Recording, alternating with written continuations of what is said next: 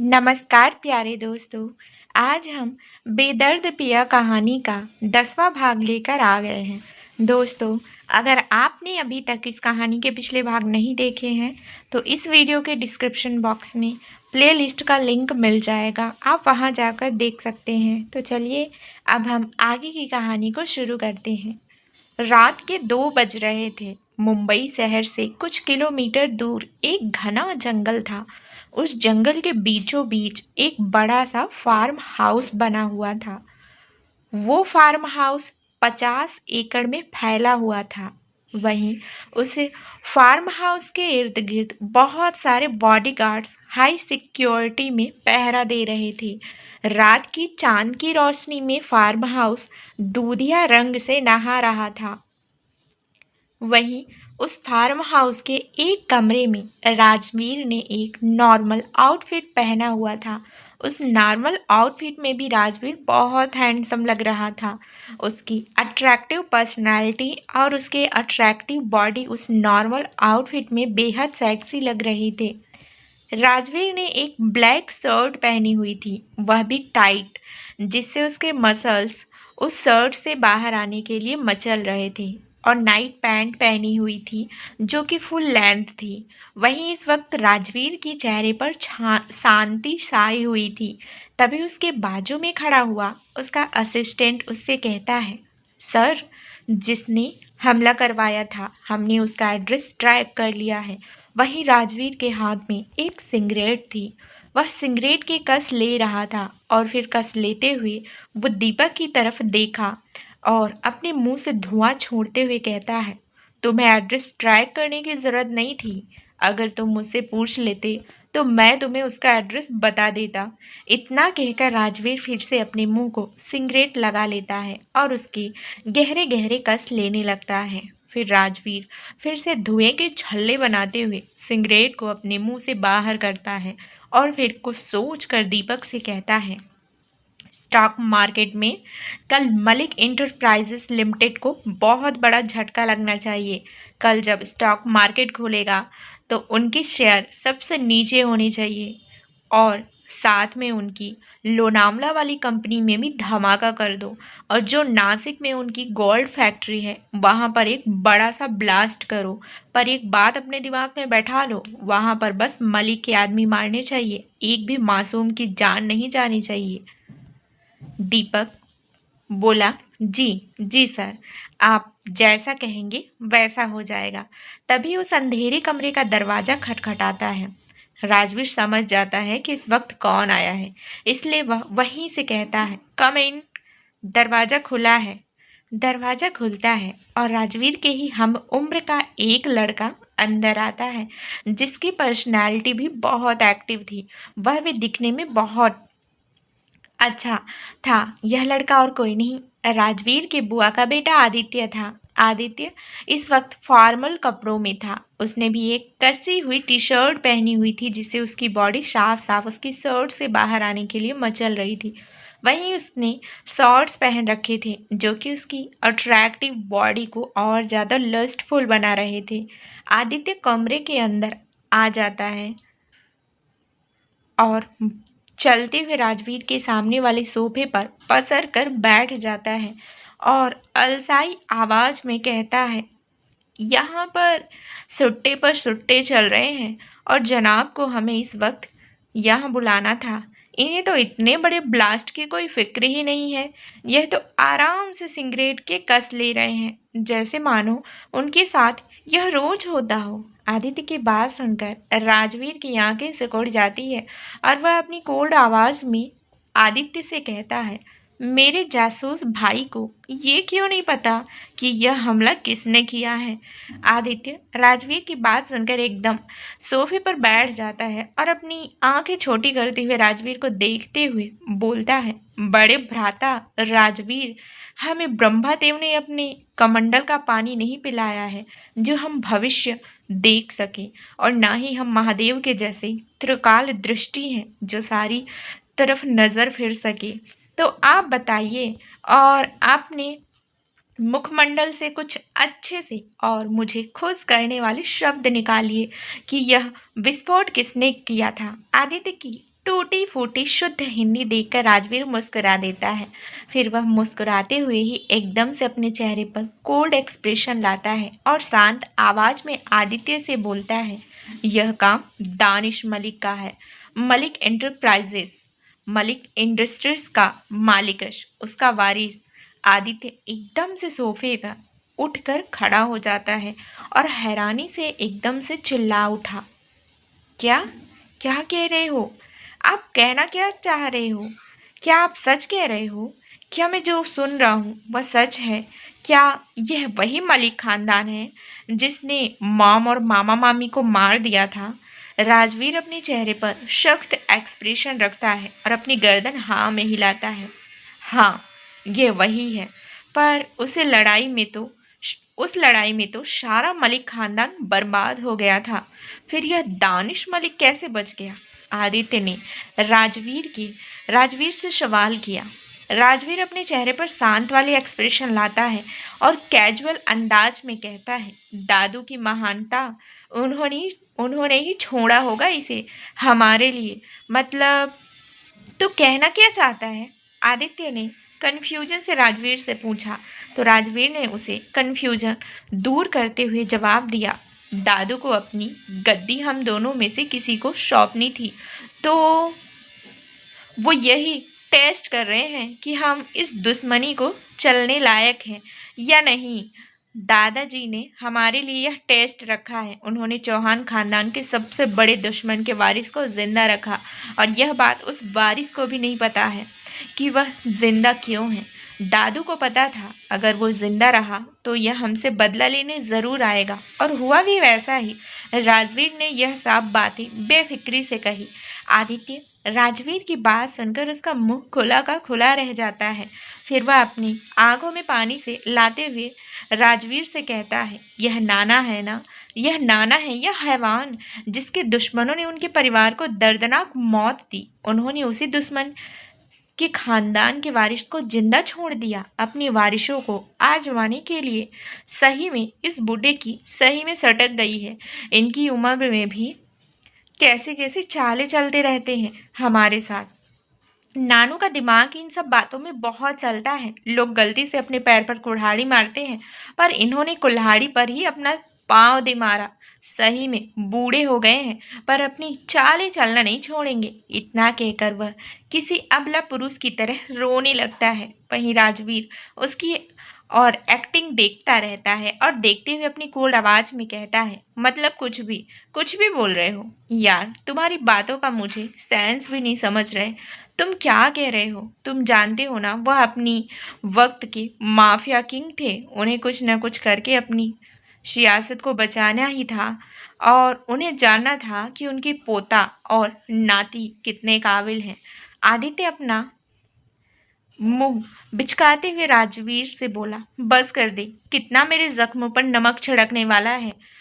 तो खुद mafia king की गद्दी पर बैठ चुका है, और अब मुझे समझ आ रहा है तुम्हारी वजह से मैं पिछले कुछ सालों में बहुत कुछ करवाया है। तुम माफिया किंग बने, फिर तुमने मुझे लंदन भेज दिया, और फिर ऑस्ट्रेलिया में बिजनेस सेटअप करने के लिए कहा, और फिर वहां पर अपने माफिया का साम्राज्य को फहराया।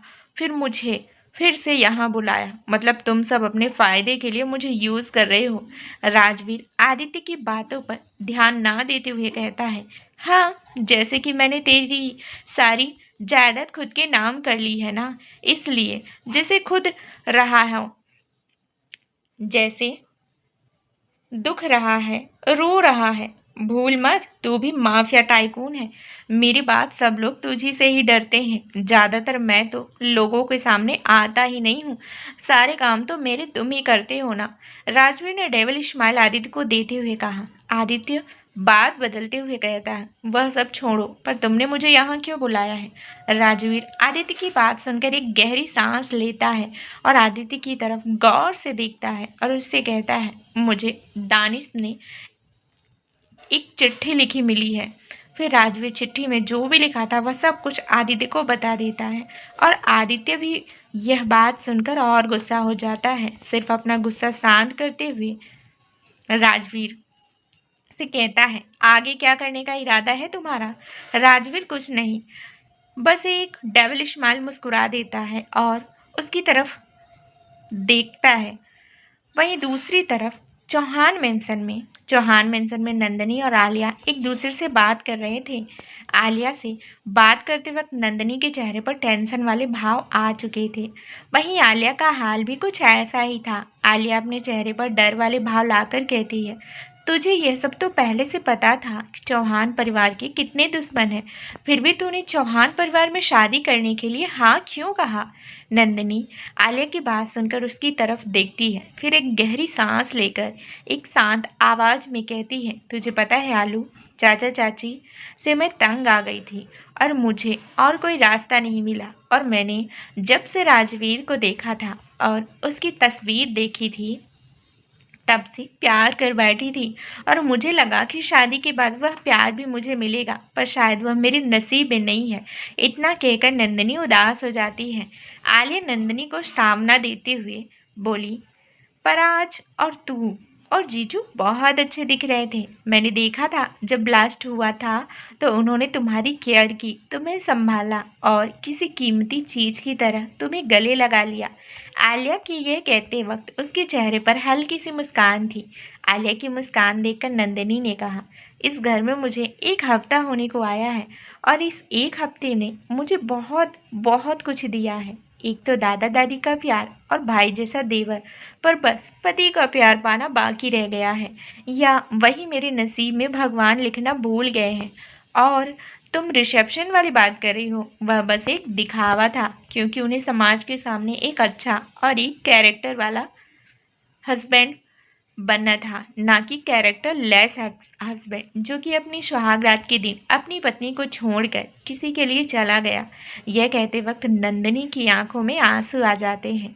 आलिया नंदनी से कहती है, देख नंदू, डाइवोर्स में अभी 6 महीने होगा, क्योंकि अगर तुमने अभी डाइवोर्स कोर्ट में फाइल किया तो डाइवोर्स होते होते 6 महीने लग जाते हैं, क्योंकि हिंदू मैरिज एक्ट के तहत किसी भी नए दाम्पत्य को डाइवोर्स से पहले 6 महीने एक साथ रहना पड़ता है। और क्या पता इन 6 महीनों में तुम्हारा और जीजू का प्यार बढ़ जाए और जीजू तुमसे प्यार करने लगे। नंदिनी आलिया की बात सुनकर कुछ नहीं कहती, एक नज़र आलिया की तरफ देखती रहती है।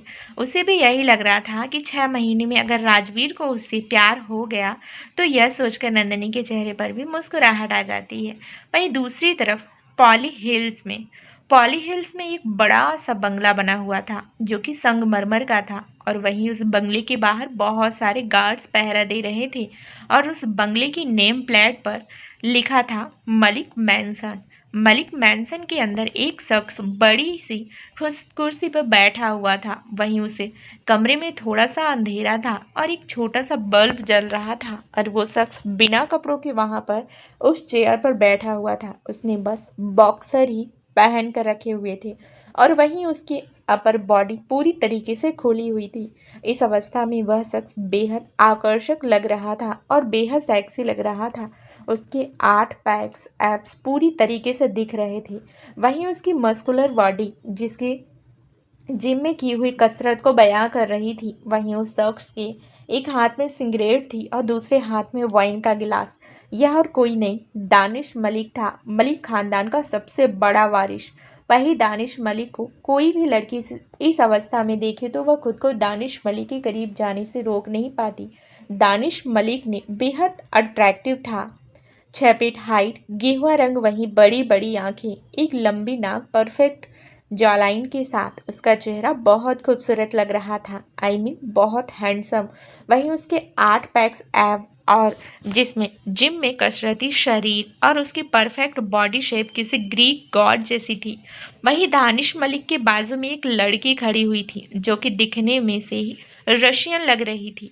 उसने एक ब्लैक बिकनी पहनी हुई थी जिसमें उसका पतला शरीर पूरे तरीके से दिख रहा था। वह अपने पतले हाथों से दानिश मलिक के कंधों की मालिश कर रही थी। वहीं दानिश मलिक इसका आनंद ले रहा था। वहीं उसके सामने उसका असिस्टेंट बगीरा खड़ा था। उसने अपने हाथ में टैब पकड़ के रखा हुआ था और वह टैब में कुछ देख रहा था। वहीं दानिश मलिक वाइन का एक शिप लेते हुए बगीरा से कहता है, हमारा तोहफा उनके यहाँ पर भिजवा दिया। बगीरा दानिश मलिक की बात सुनकर शांत और ठंडी आवाज में कहता है, जी सर, हमने अपना पार्सल पार्सल किया हुआ तोहफा उन्हें भिजवा दिया है। बगीरा की बात सुनकर दानिश मलिक मुस्कुरा देता है और कुछ नहीं कहता।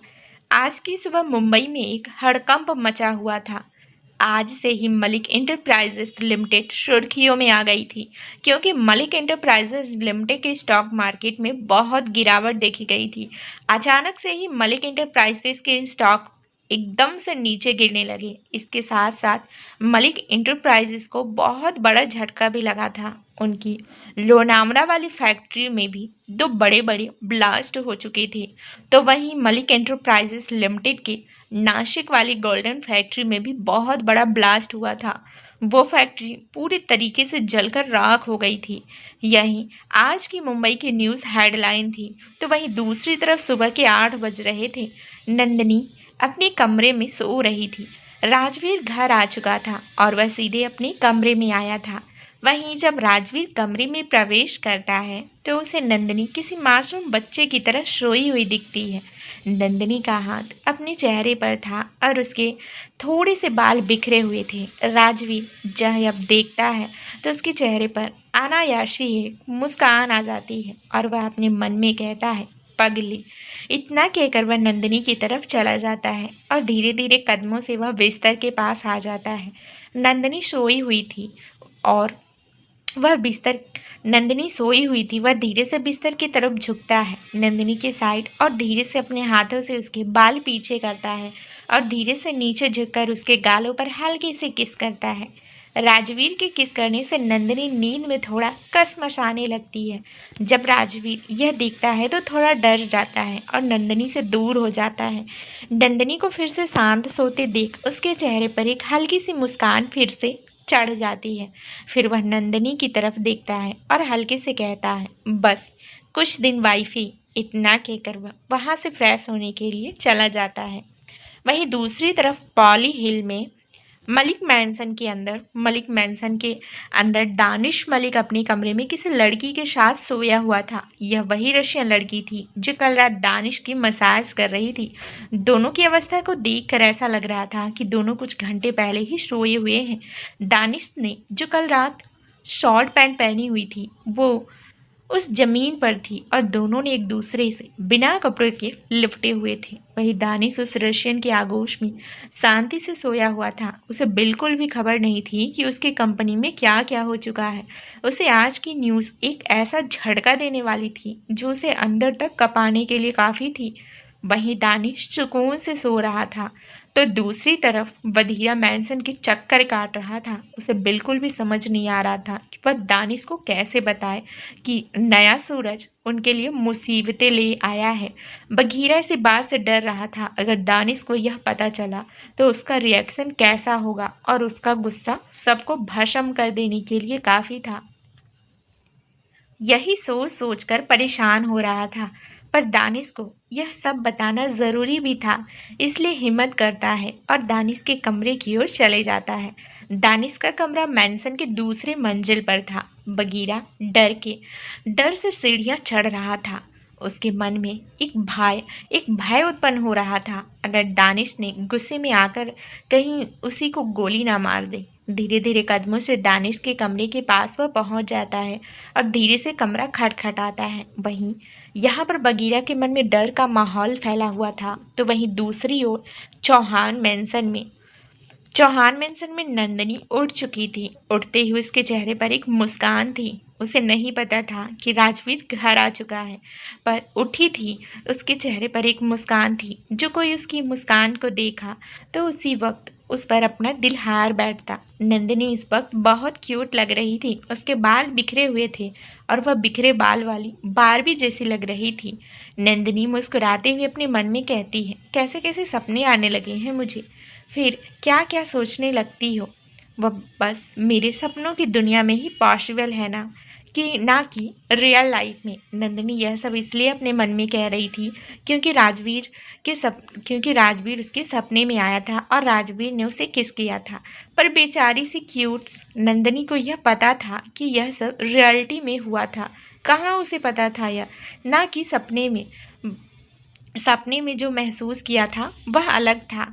फिर वो अपने सिर पर चपट मारती है और बिस्तर से उठकर बिस्तर समेटने लगती है।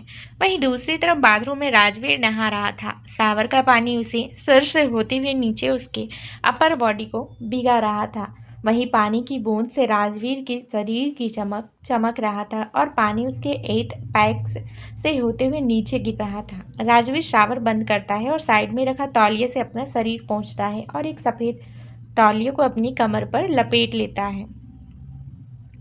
वहीं नंदिनी अपना बिस्तर समेट चुकी थी और वह वार्डरोब से अपने कपड़े निकाल रही थी क्योंकि उसे आज फ्रेश होकर कॉलेज जाना था। नंदिनी वार्डरोब से कपड़े निकालती है और जल्दी जल्दी में बाथरूम की दिशा में जाने लगती है। उसे एहसास नहीं था कि बाथरूम में कोई है और बाथरूम में लॉक भी नहीं किया हुआ था। तो जैसे ही वह बाथरूम का दरवाज़ा खोलती है उससे पहले ही राजवीर बाथरूम का दरवाज़ा खोल लेता है और नंदिनी डिसेबल होकर गिरने वाली होती है कि कुछ डर के मारे उसने अपनी आंखें बंद कर लेती है। वहीं राजवीर नंदिनी को अपनी मजबूत बाहों में पकड़ लेता है और नंदिनी गिरने से बच जाती है। और वहीं राजवीर की नज़र नंदिनी के बंद आंखों पर थी और नंदिनी बेचारी आंखें बंद किए हुए राजवीर की बाहों में झूल रही थी। नंदिनी राजवीर की बाहों में झूल रही थी और राजवीर नंदिनी को इंटेंस भरी नज़रों से देख रहा था। वहीं नंदिनी को जब एहसास होता है कि वह गिरी नहीं है, वह किसी की मजबूत बाहों में है, तो उसका चेहरा शर्म से लाल हो जाता है क्योंकि उसे कहीं ना कहीं अंदेशा हो गया था कि वह किसी और की बाहों में नहीं, राजवीर की बाहों में है।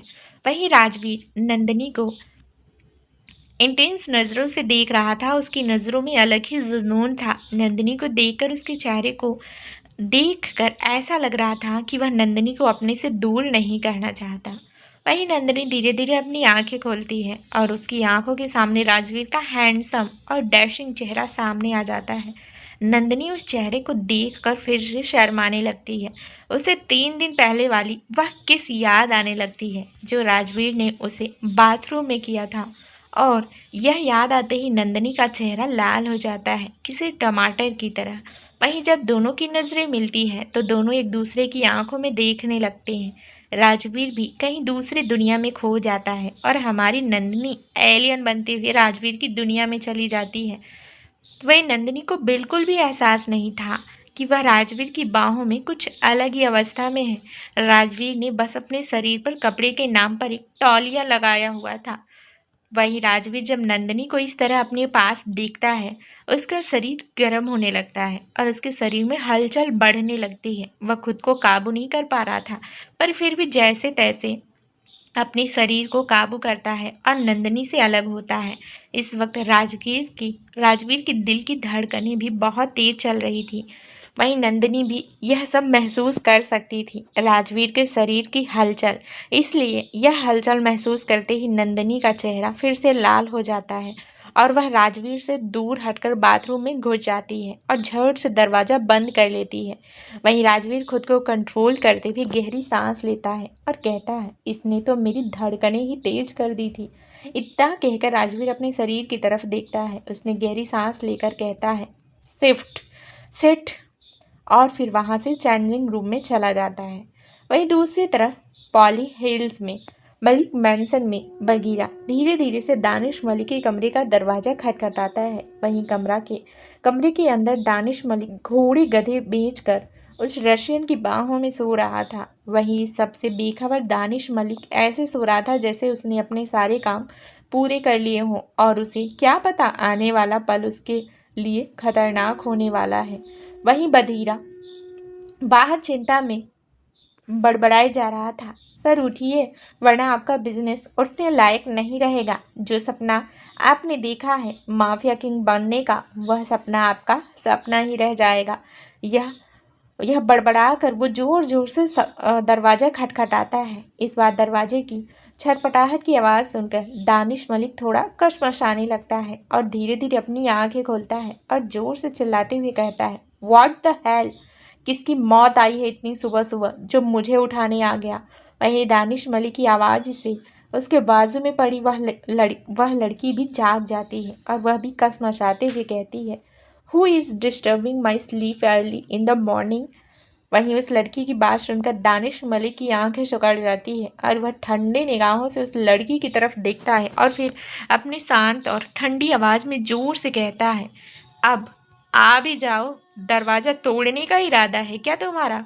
वहीं दानिश मलिक की बात सुनकर वह लड़की चुपचाप बैठ जाती है। तभी दरवाज़ा खुलता है और एकदम से अंदर घुसता हुआ बधीरा भागते हुए दानिश के पास आ जाता है और अपना सर झुकाकर उसे ग्रीट करता है। दानिश भी अपनी गर्दन हिलाता है और ठंडी आवाज़ में कहता है, कौन मर गया है जो इतनी सुबह सुबह मुझे तुम जगाने आ गए। दानिश मलिक की बात सुनकर बगीरा डरते हुए और हकलाते हुए कहता है, सर एक बहुत बुरी खबर है।